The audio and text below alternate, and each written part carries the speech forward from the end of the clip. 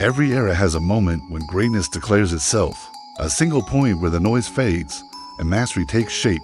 For Michael Jordan, that moment wasn't in the slam dunks that broke gravity. It wasn't the 63 points in Boston Garden. It was in the endless commercials, shoes, or spotlight. It was 1991, the year when everything aligned, the year when all the lessons, pain, and evolution converged into perfection. Before then, he was the most gifted athlete alive. After 1991, he became something beyond measure, an ideal, a standard, the definition of basketball excellence. This is not the story of how Michael Jordan learned to win. It's the story of how he learned to become inevitable. When Jordan entered the league in 1984, the NBA had never seen anyone like him. He didn't play basketball. He attacked it. Every game was a performance of defiance. Every leap was a challenge to gravity itself. He sold out arenas wherever he went. Fans didn't come to see who won. They came to see what Jordan would do next. But for all the highlight reels and trophies, something was missing. He was spectacular, but alone.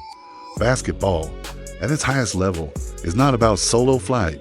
It's about connection, about trust. And that's what Jordan didn't yet have. The league crowned him as its new face. But faces don't win championships. Teams do, and his team wasn't ready. Not yet. The late 1980s belonged to Detroit, the Bad Boys, a team built not on beauty, but on bruises. For 3 consecutive years, Jordan and the Bulls met them in the playoffs. And for 3 consecutive years, they fell. Not because Jordan wasn't great, but because the Pistons made him pay for trying to do it all himself. They tripled him, hit him, dragged him down, physically and mentally. Each loss felt like deja vu. Each handshake line felt colder than the last. But beneath the pain, something extraordinary was happening. The defeats were carving him, hardening him, refining the diamond that would soon blind the entire league. He didn't ask, "Why can't I win?" He asked, "What am I missing?" And the answer was everything. The change began in silence. No cameras, no crowd, just the echo of weights hitting the floor before sunrise. 6 workouts, reps until exhaustion, diet, discipline, devotion. He rebuilt his body from the ground up, from lean to unshakable, from elusive to unstoppable. The strength wasn't vanity, it was armor.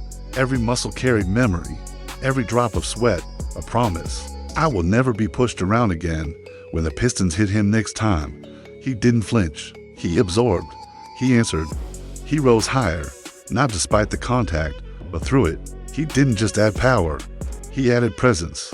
But power alone wasn't the final key, because the Jordan of the 80s could dominate, but he couldn't yet elevate. Enter Phil Jackson, a former player, philosopher, and quiet revolutionary. Phil didn't tell Jordan to shoot less. He taught him to see more, to see the floor as one connected rhythm, 5 players moving as one pulse. The triangle offense became more than a playbook. It was a meditation, a philosophy, and slowly, Jordan's greatest weapon, his will, transformed. He began trusting teammates, Pippen, Grant, Paxson. He learned that the highest form of greatness is not dominance, but harmony. He could still take over any game, but now, he could take everyone with him. The 1990-91 season was unlike anything the Bulls had ever known. Jordan averaged over 31 points per game, but that number doesn't tell the story. It was how he played, sharper, smarter, simplified. Gone were the nights of forcing shots through triple teams. He chose efficiency over ego. He moved without wasted motion. Every pass had intent, every drive, purpose. Defensively, he became merciless, anticipating plays before they happened, turning defense into art. The Bulls won 61 games, the most in franchise history.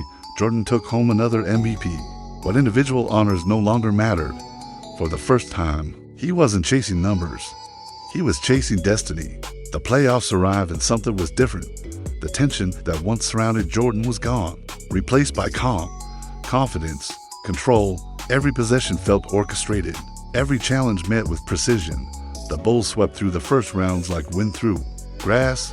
They dismantled teams with balance, the ball moving, players cutting, Jordan guiding. Gone was the frustration, the isolation, the chaos. This was a symphony, and Jordan was the conductor. Opponents tried to test him again, push, foul, provoke, but he smiled through it, because they were playing the old game, and he was already in the new one. The man who once flew, alone, had finally learned to soar together. And then, the final test. Detroit. Again, the Bulls didn't just want revenge, they wanted release. 3 years of pain condensed into one opportunity. This time, they didn't just beat Detroit, they broke them, for games, for statements. Dominance so complete, it erased history, and as the clock expired, Detroit walked off the court. No handshake, no respect, just silence. But Jordan didn't chase them. He didn't need validation, because respect isn't given, it's earned. And in that moment, the torch was passed, whether the Pistons liked it or not. The stage was set, the finals against the Los Angeles Lakers. The dynasty of the 80s versus the future of the 90s. Magic Johnson, the smiling giant of Showtime basketball, stood in his way, but Jordan wasn't intimidated. He was inspired. Game after game, he dissected the Lakers with surgical calm, the iconic move, the switch hand layup. It wasn't just improvisation, it was a declaration, I am here now. By Game 5, the outcome was inevitable. When the buzzer sounded, Jordan fell into his father's arms, tears mixed with sweat. The boy from North Carolina had finally conquered the mountain. That image, head buried, shoulders shaking. It wasn't weakness, it was released. Years of frustration dissolving into fulfillment. The champion had been born, but more than that, a new era had begun. The stage was set, the finals against the Los Angeles Lakers. The dynasty of the 80s versus the future of the 90s. Magic Johnson, the smiling giant of Showtime basketball, stood in his way, but Jordan wasn't intimidated. He was inspired. Game after game, he dissected the Lakers with surgical calm, the iconic move, the switch hand layup. It wasn't just improvisation, it was a declaration, I am here now. By Game 5, the outcome was inevitable. When the buzzer sounded, Jordan fell into his father's arms, tears mixed with sweat. The boy from North Carolina had finally conquered the mountain. That image, head buried, shoulders shaking. It wasn't weakness, it was released. Years of frustration dissolving into fulfillment.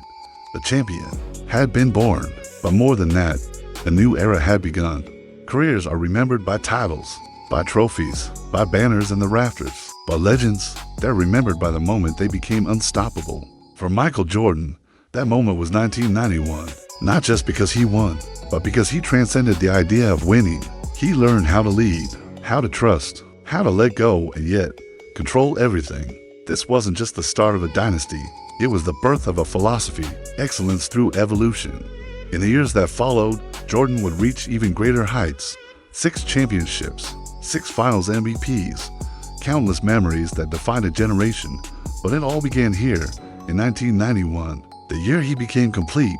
The dunks, the fadeaways, the game winners, they were all reflections of this one truth. Perfection is not about never falling. It's about learning why you fell and never falling the same way twice. Michael Jordan reached the peak of basketball, but more importantly, he reached the peak of himself. 1991 wasn't a chapter in his career. It was the summit, the year when greatness stopped being potential and became proof. Michael Jordan, peak of the sport, peak of the mind, peak of the man. The greatest season from the greatest player basketball has ever known.